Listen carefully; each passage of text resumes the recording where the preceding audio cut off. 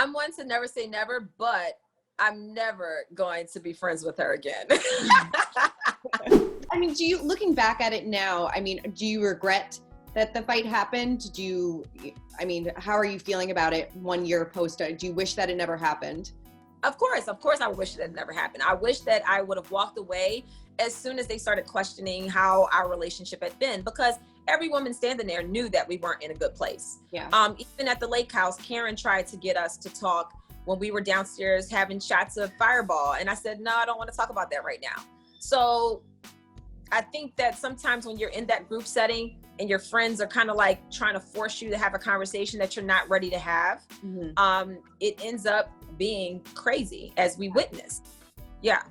I mean, what was going through your mind when you were having that fight, when you were holding on to her? Like, what was kind of going through your mind?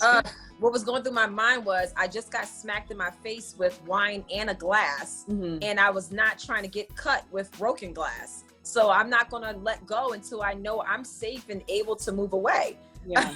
I mean, she was throwing glass all over the place. So I was in harm's way. I was trying to subdue the threat, and I was not going to let go until I knew I was able to get away without being harmed further. Right. I know I've spoken to some of the girls, and they have said that, this whole situation is a little bit embarrassing. Do you feel that way as well?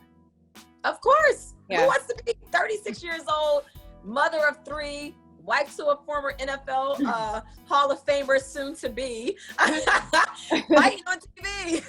Right. It's completely embarrassing, but I have no other choice but to go through it. I mean, it's out there. I can't hide from this. So I have to just embrace everything that happened, own my part, and do my best to move forward. There's no other option here. Yeah.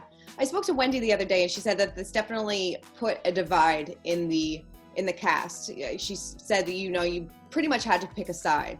So who was on your side after all of this? I don't think you had to pick a side. I think that was what they chose to do. Okay. They met off camera and had a little meeting, and I think that it was very strategic what they decided to do. They looked at this as an opportunity to possibly get me off the show. They thought they had that type of power to get me fired. So that was very strategic. There was no choosing of a side. They did that, and they were happy to, move in that way. Karen has been 100% a friend. She did not just jump on my side and say, you're right. She said, I'm here for you. I do not like what you did, but I'm here for you because I'm your friend. Right. The same with Ashley. She said the same thing. Like, I don't like that you had this fight, but I'm here for you moving forward. I'm here for you owning your part. And that's what true friendship is. So what the other ladies decided to do in their whole strategy was to just kick a woman when she's down and kick her even further. And then try to put weight on her that is not warranted, to then suggest that I have somehow disgraced the entire Black community was just like, wow. Right. I did not realize that only Black women have emotions and sometimes lose their control. So that's news to me. So I just look at that as this is just being a human moment. I do not embrace any stereotype of angry Black women. And for those who do like to walk around embracing that stereotype, I just ask the question, who are you putting on a pedestal that would make you think that we're the only ones that can lose our cool? Right. So, yeah. I mean, that has to be extremely disheartening, I would imagine, because here are some women that you have been friends with for quite some time, and they're kind of now turning their back on you. I mean, and what you said is exactly what they told me, because I spoke to Giselle, I spoke to Wendy, I spoke to Robin, and they did put the blame on you for this fight. Yes. And at the end of the day, if the blame was all on me, the state's attorney would have moved forward with pressing charges against me. And that did not happen because they saw all the footage raw, the same way I did. And it was a mutually consented fight. At the point where I gave you a warning and I asked you to back up because you were getting too close to my face, and then you proceed to come forward and then challenge me, asking me, what am I going to do? You're using fighting words. Like, you're literally asking for this fight to happen. Yeah. And I could have been the bigger person and said, you know what, forget this. Let me just walk away. But I didn't. I own my part. It wasn't right. I hate that it happened, but this is a 50-50% situation for the both of us. There was no attack. Yeah. This was not an attack. If there was an attack, then you could say that I was 100% to blame, but it wasn't.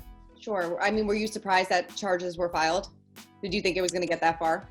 I felt like it was, because initially when Candiace's attorney reached out to me, he actually said that he would like to speak to me. And if he did not hear from me, he would move forward with civil action and then file a complaint. So what that told me was, oh, y'all want money, and if I don't pay, then you're going to file a complaint. And that's exactly what happened. My attorney spoke with her attorney. He wanted money. My attorney said, no, there's no reason for us to pay you for anything. And then a few days later, that's when the filing of the complaint happened. So we kind of knew what was going to happen down the line.